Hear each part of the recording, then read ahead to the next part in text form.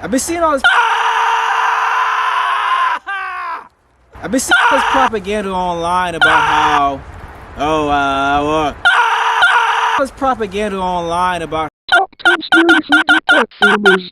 this here states that every American shall be assigned one government-mandated femboy twink, signed by Obama, the previous president of the United States.